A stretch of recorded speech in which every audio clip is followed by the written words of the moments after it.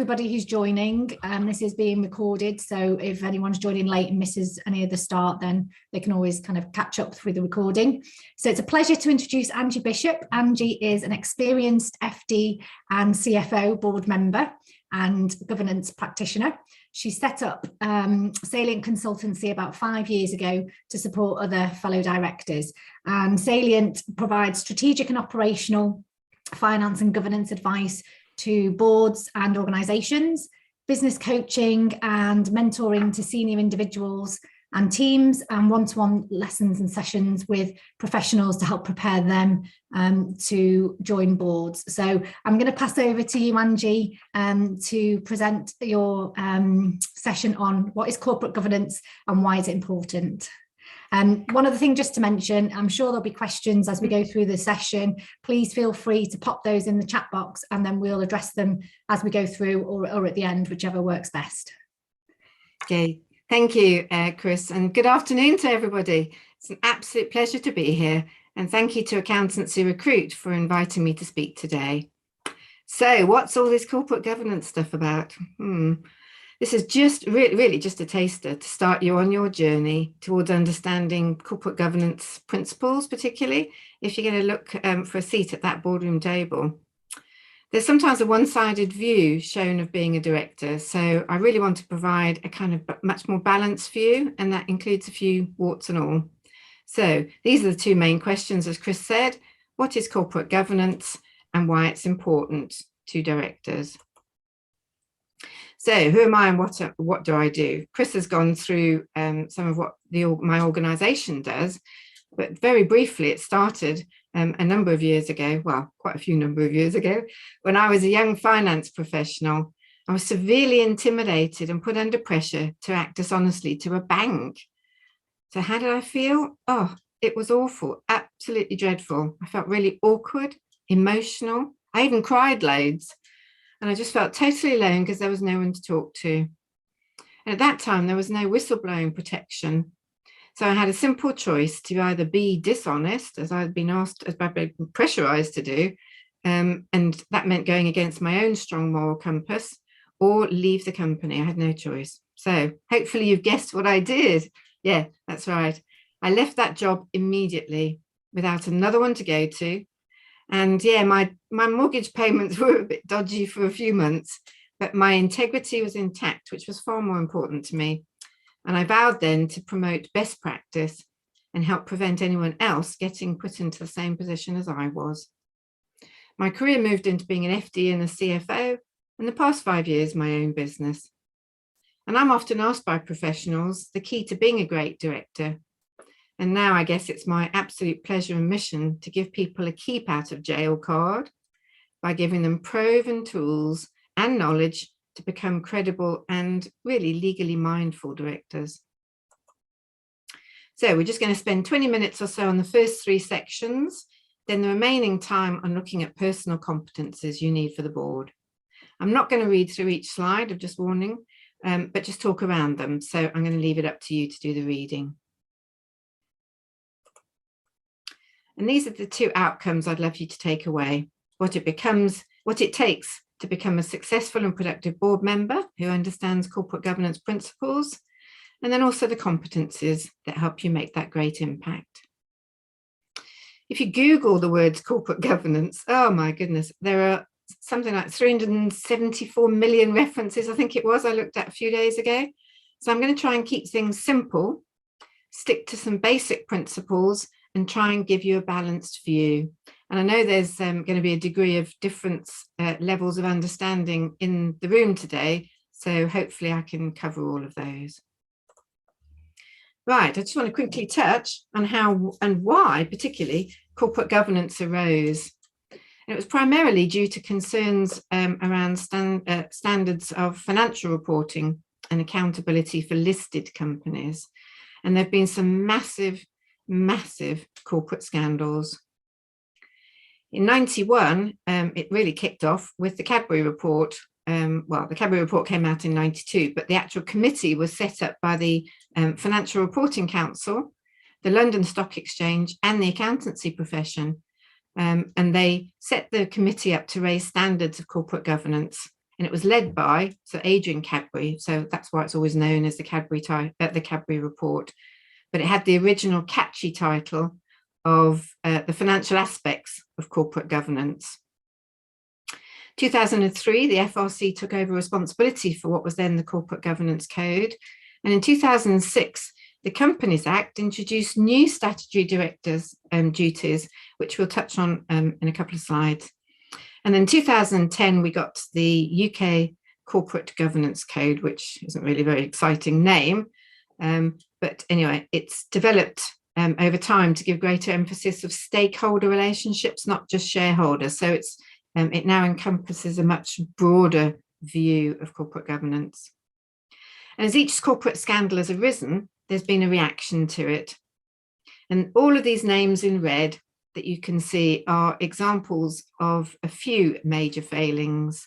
And I'm sure you'll recognise most of them, if not all of them. So just to give a little bit of shocking insight, BHS 2016, they were a private company and collapsed with debts of 1.1 billion, I think it was, and eventual loss of around 11,000 jobs. The alleged scandal was that Sir Philip Green sold BHS the previous year for just £1. Yes, you heard that right, just £1. And this was supposedly to avoid a £571 million pension deficit. Was this ethical, you ask? Well, Facebook 2018, they faced their biggest scandal so far when it was discovered they'd allowed data from, I think it was something like about 87 million Facebook users, and that data to be harvested, and 5 years previously, without users' explicit consent. And then more latterly in 2019, do you know why Grant Thornton got a £2.3 million fine? And one of their partners had a personal fine of nearly £90,000. Well, it was for an alleged serious lack of competence, and a few red flags apparently they missed. They were auditors to Patisserie Valerie, who collapsed due to a fraudulent overstatement of their accounts. A mere £94 million. And that might be interesting to finance professionals. And as finance professionals, we'd probably ask if someone got the decimal point in the wrong place. I mean, that's quite ridiculous, £94 million. Anyway, what do most of these corporate scandals have in common? Unfortunately, it's a lack of strong internal controls. It's really poor governance, and occasionally a lack of quality work from external auditors. Is it still going on? Look at the daily news to easily find shocking poor governance. And even the sporting world aren't immune. There's been the well-publicised recent case of Yorkshire County Cricket and alleged racism. So what is the nitty-gritty of corporate governance? According to the Chartered Governance Institute, corporate governance refers to the way in which companies are governed. And to what purpose? It identifies who has power and accountability and who makes decisions. Might sound simple? Well, it's not really. The governance responsibility rests with the board, as you would expect, and their main activities focus on strategic planning, oversight, decision-making, and setting the culture. That's the tone at the top. So governance is fundamentally about people and the way they perform their respective roles and their responsibilities, but to achieve the best outcomes for the organisation, stakeholders, that's the wider stakeholders, and society. And whilst corporate governance is the board's responsibility and crucial to success, and particularly reputations, in practical terms, everyone has a part to play. And these are some thoughts on corporate governance, and I just want to bring you to the one but last about not keeping quiet and pressurising organisations to behave better. How do we do this? Well, vote with your buying power. Choose only ethical companies to work for, and also call out behaviours, particularly call out bad behaviours. We need to have high expectations of business and personal leaders and their behaviours, and hold our leaders to account, as well as ourselves. Looking at developing trends, the fourth one down. So ESG, you probably mostly know that that's environmental, social governance. And my clients often share this interest and want to learn how to weave this into their governance frameworks. Also EDI, on that same line. What does that stand for? Equality, diversity, and inclusion. And particularly in the boardroom, it has proven benefits. Did you know that organizations with more diverse teams have something like, I think it's something like 36, 37% better financial returns? So as a finance director, I'm always interested in the financial data. But where does governance stop? And it doesn't. It's a journey. And governance practice needs to be dynamic. It needs to develop and adapt to the changing needs of the board, needs to adapt to the changing needs of the organization and the operating and regulatory environment around the business. So that's good governance. What does bad governance look like? And these are a few main examples, really. The board's key role is to identify which issues are relevant and material to the company. And they have to put in oversight mechanisms which allow them to monitor these issues. They have to receive input such as reports, KPIs, etc., which finance people know well, and they need to track progress on all of those. A lack of oversight, therefore, is a deep failure to fulfill a key part of their role. Let's have a look at the accountability. Now, this concept arises from the board having a fiduciary duty to the shareholders, and we're going to look at that in a couple of slides. Remember, it's the shareholders who entrust the board to run the company. And a lack of transparency, excuse me, therefore means that shareholders can't get a grasp of any serious issues that might be going on. That's why corporate shareholder reporting constantly involves. It's a means to improve that clarity for the shareholders. And then looking at ethical standards, that last one there, are these the same across the globe? And they're absolutely not. So if you're operating across the globe, you need to really see what's in different parts of the world, because what's acceptable in one country may not be acceptable in another.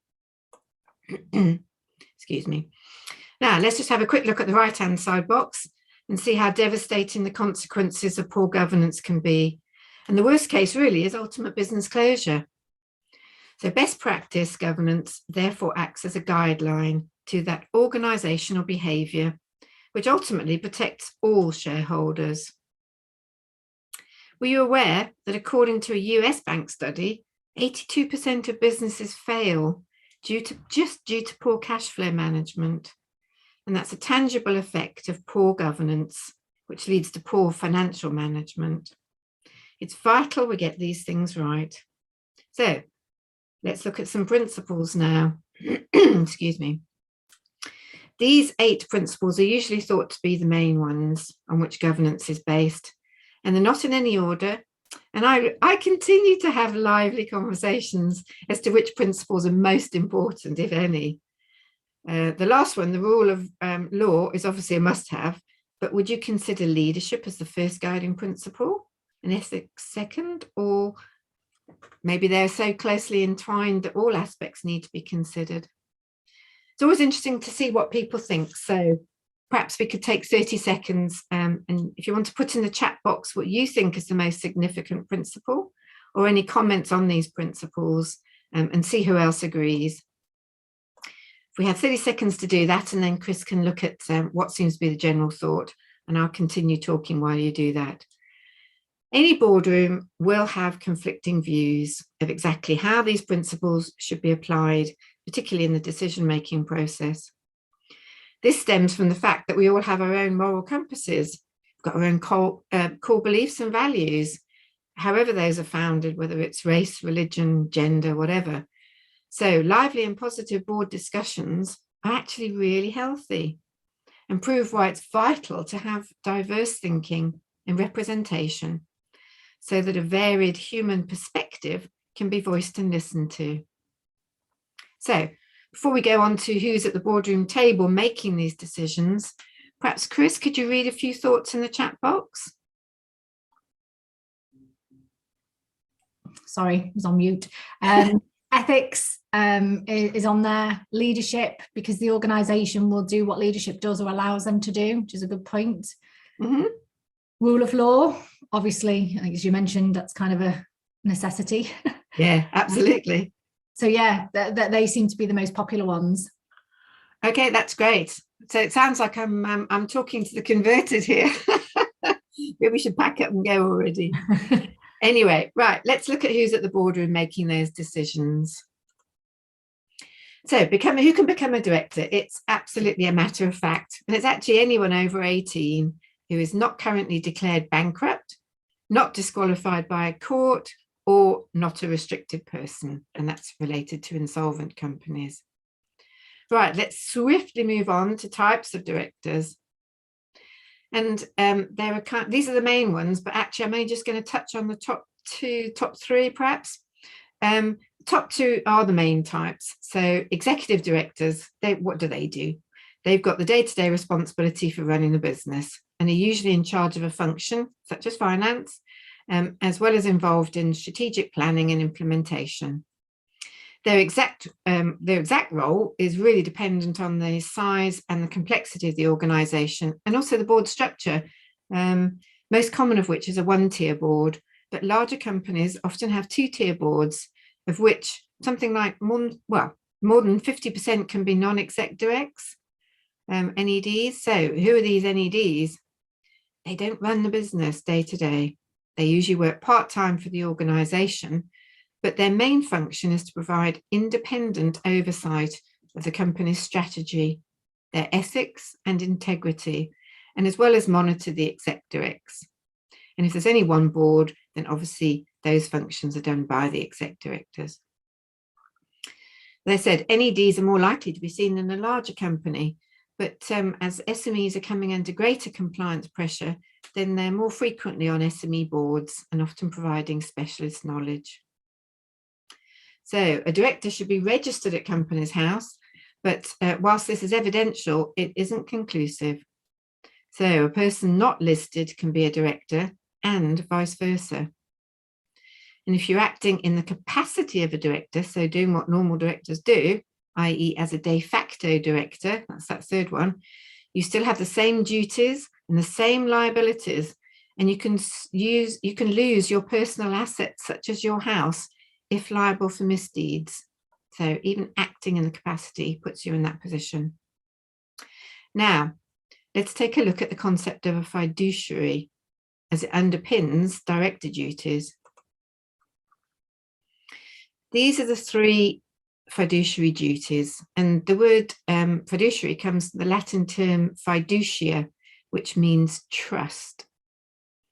Fiduciary is somebody who's legally obligated to act in good faith with a duty of care and a duty of loyalty, and in the interests of an individual, or it can be a group or a company.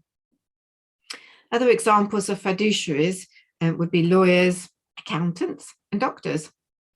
And acting in good faith means to do the best for the company as a whole. So that's not putting particular sections of the company preferential, and not putting self-interests at the top or even interests of particular shareholders. So it must be company as a whole. The duty of care is both an ethical and a legal standard, and it requires board members to act in ways that benefit the business. Board decisions must be based on available information. They have to weigh options and decisions record those decisions. And this last point really relates to minutes of meetings, and best practice is always prepare them carefully. You need to reflect the major decisions that were made and also why. And these can be used as evidence in court. Fiduciaries must remain loyal to the organisation they work for, and they have to avoid conflicts of interest and not use their status for their personal endeavours. Ring any bells? Can anyone think of where this has come up recently in the UK news? Yep, sadly, MPs lobbying, secondary jobs, and conflicts of interest to their constituents. Right, let's take a few more minutes and look at specific duties which arise, and these are from the Companies Act, which was updated in 2006. So we have the fiduciary duties and then the 7 general duties conferred by the Act. These are not intended to be exhaustive, and there are a number of other specific statutory duties on directors which you should be aware of. So UK Bribery Act, the Equality Act, health and safety laws, data protection, employment laws, etc. And that's not including all the financial ones that we in finance really know so well. So there's a lot to have a look at. That first one, does anybody know where the company's constitution is codified? I really hope you do. Yep, it's in the Articles of Association, but also includes company resolutions and any agreements affecting the constitution. So if, as a bare minimum, if you're truly aspiring to get a directorship position or are currently in one, then these 7 sections in the Companies Act are an important read. Actually, hate to say it, but the entire Companies Act is also worth a bit of a skim read, along with the UK Corporate Governance Code, as they're both great ways to understand corporate activity. Perhaps bedtime reading if you can't sleep. But seriously, I can't stress enough how vital it is for you to have a really clear idea of all those duties and liabilities a director has. And I've honestly only touched on a few. And where does non-compliance lead to, you ask? Well, if you look on the right-hand side of this slide, at best, it's disqualification as a director. And it gets worse then. So it goes through civil liability, where you're personally liable, and that could be through a shareholder bringing proceedings on behalf of the company. And that can include penalties and reimbursement to the company for loss or damage. And then the worst is actually criminal liability, which is fines and imprisonment if you've done something wrong. So, is there any way to mitigate some of these things? Well, yes, indeed, but certainly not criminal acts. So just don't do them. My key message is that directors and officers insurance is a must-have. Ensure it's in place, get a copy and read it thoroughly. Make sure you're covered. Do some financial and legal due diligence on the company and board members before you join a board, and really understand its solvency position, particularly if it could be trading insolvently. Also, really understand the proposed director role and expectations of the skills and knowledge you'll be expected to bring. And all of these actions, as far as I'm concerned, should apply whether it's a new company or one that you're currently working for. So, lastly, ask what professional development is on offer to board members, as you need to keep up with legislation as well as develop your own competencies. So let's look at competencies. This section is really about personal competencies and values and what desirable characteristics and I guess behavioural traits boards and recruiters look for. Don't forget, competency actually encompasses 3 things. So it's knowledge, skills and attitude, and personal values are about what drives you. So perhaps we can have 30 seconds and again, type in the chat box, which have a look at these and think which are the 2 or 3 most important competencies for a director. Or you might have some others that aren't on here. I'm sure there are millions of others that are really important. And while you're doing that, I'm just going to tell you mine. So, and mine change as well, which is interesting. The moment I'm thinking integrity, obviously, for me, that's a must-have. I guess independent thought, which means you challenge everything and you don't fall into what is known as groupthink, i.e. going along with others just for the sake of it or just because it's easy. And I think resilience now is a pretty key thing, pretty key competency to be able to survive the pandemic. However, there are no right or wrong answers. So perhaps, Chris, you can have a quick look and get a sense of what people think in the room, please. Yeah. Effective leadership, independent thought, strategic thinking, absolutely. Integrity and sound judgment. I guess that is a big one, isn't it? Yes. Yes. I think they're kind of closely aligned, aren't they? Obviously, you need to be able to think independently, But you also need to be able to, take a judgment call on things and decide whether something's, not good, or integrity, sound judgment, strategic thinking. Yeah, everyone's kind of aligned on that one. Oh, that's fantastic. So I say I'm preaching to the converted here. A key question you should ask yourself is, does being a good manager, if you're in that position, make me a good director? And not necessarily, because it's a move from management and rules to leadership and principles.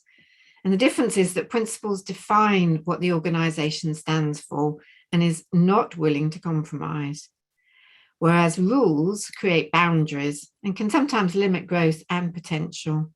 It was John McFarlane who chaired Barclays, and he wrote that a company is more than just a business. It's an entire ecosystem which has an enormous impact on individuals, on businesses, government, and society as a whole.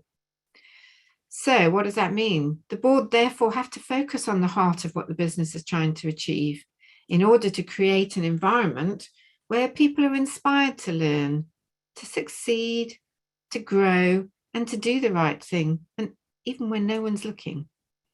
And this takes great leadership and is a huge responsibility for the board to undertake. And although finance is often the dominant driver, organizational leadership is not just about bottom line profits. It's about aligning individual and organizational purpose to benefit the 3 Ps, which I'm sure most people know: people, profit, and planet. Organizations should invest in human capital. That's us, that's them employees, with the mindset that people are not cost centers, but rather profit centers who can and will generate real value, but given the right support. So let's look now at on a more personal level. How do you identify, develop, and demonstrate your own leadership skills? Right, for me, the first one is you have to know yourself. And this is the stage about exploring and understanding who you truly are. How can you explain to others your characteristics and what value you can add if you don't know it yourself? It's a process which can be done through professional coaching, or could start by getting a psychometric leadership assessment, a 360 degree or something similar. Or if you feel really comfortable, do your own self-analysis. So you're talking to colleagues, maybe a work mentor, family or friends, but you need to be able to trust that they give you an honest assessment. And this starts to build self-awareness and should also serve to reignite your passion for what you do and your potential to do it. Now, the second one, I'm probably alone in this, maybe, but I love a SWOT analysis because I think it helps gain different perspectives. It forces you to look at things from those different perspectives. And whilst it's often performed on companies, I've got clients that just have great fun working with me to do their own personal ones. The same hint though, honesty. You have to have honesty to get the maximum benefit. And thirdly, the STAR narrative. This is around a question that you need to ask yourself. What challenges have I overcome, and what did I learn from them? So think about what leadership competencies you've expressed and why you've expressed them.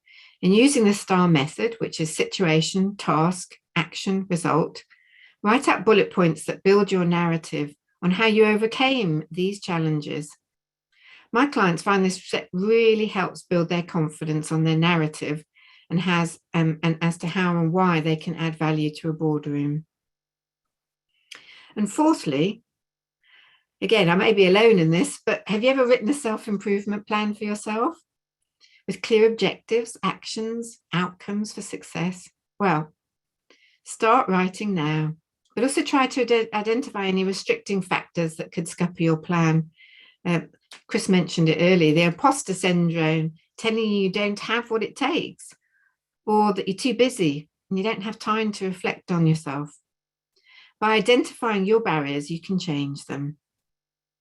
Harriet Breaker was an expert on stress management, and she said, striving for excellence motivates you, but striving for perfection is demoralizing. So don't stress. Your plan doesn't have to be perfect and will change over time anyway. I guess the point is here really is to get a set of actions for yourself. build your competences, and perhaps consider getting a mentor or an accountability buddy who can help keep you on track to execute your plan. It's very easy to get demotivated or sidetracked as a busy professional, but putting time and energy aside to build your career is time well spent. The previous actions should help build strong awareness, confidence, and then the narrative. So you should be armed then next to be able to consider rewriting your CV. And do it so that your CV brings out your leadership qualities. It's not just a chronological list of positions and duties. In senior level discussions with recruiters or boards, your qualifications and your position to some extent are taken as given. So what's more of interest to the interviewer is your personal leadership characteristics, how you'd fit in around the boardroom table, what experiences you'd bring, and also whether you'd be able to provide positive challenge to other board members. And what do you think, what's the main failure of people I've interviewed for board positions? Well, it's often really simply a lack of confidence that stops them being able to shine a light on their own character strengths.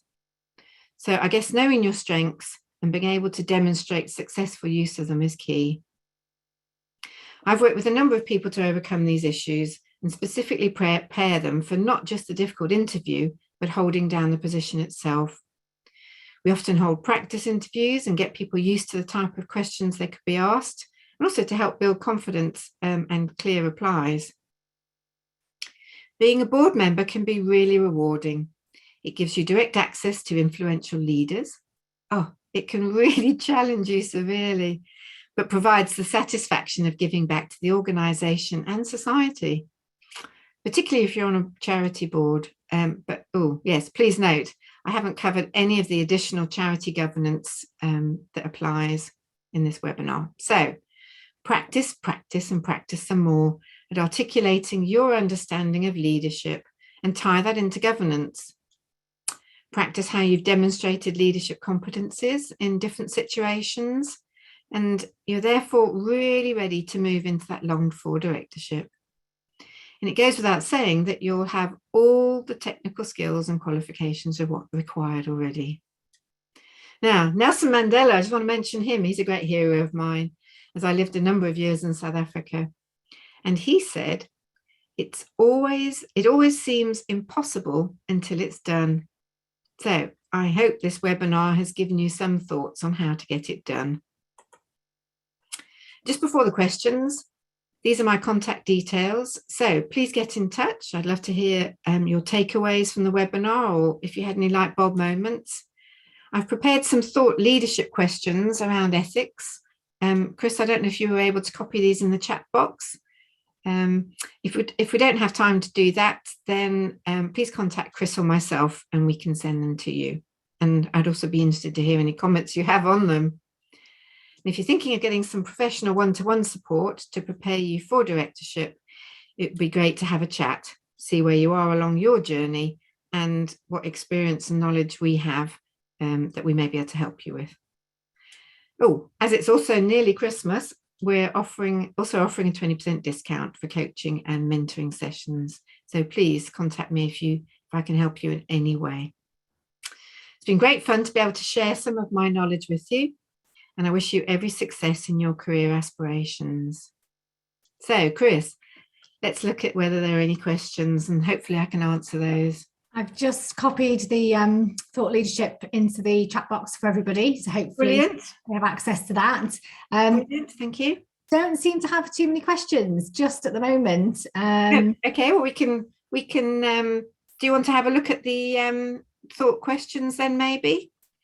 Yeah. Do you wanted to read maybe one or two of those out? Me? Yes, if you wouldn't mind. Yes. Social. If a homeless child anywhere in the world was on a rubbish dump collecting Coca-Cola bottles to sell and gets hurt, should that be the bottle producer's responsibility? It's a really great question. Is there a right and wrong answer to that, or is it subjective? No, not well. I don't know. That's the debate, isn't it? It's kind of looking at all the things that go into that. You know, yes, obviously. a manufacturer should be responsible, but how far that goes down on their supply chain is really debatable. I mean, how can Coca-Cola produce a bottle? It then sits in the ocean somewhere.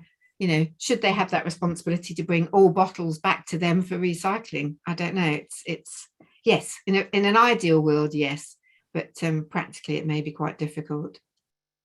Yeah. Environmental, how deep should a company's insight throughout its whole supply chain be? How should it hold those suppliers accountable?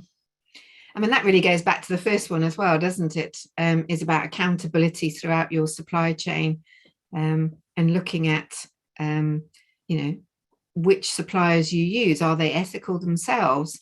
Getting their governance frameworks to make sure that they do the right thing. You don't want to be using products that you then discover are you know, being made by children in India somewhere that, you know, have no hope or don't get paid properly or whatever, or shouldn't be doing it in the first place. So yes, it's about trying to look back at and look down your supply chain and just keep just see if you can really get a clear idea of who's doing what and how ethical they are. It also challenges other companies, doesn't it? It challenges people and production to become much more ethical and look at the wider stakeholders, which is the planet, really. I have a client actually, and they only recruit people who have the same ethical values. And they were talking about exactly that. They have suppliers over in the Far East, and one of the workers for a supplier, it wasn't one of their own employees, had medical issues, and they paid for their medical bills.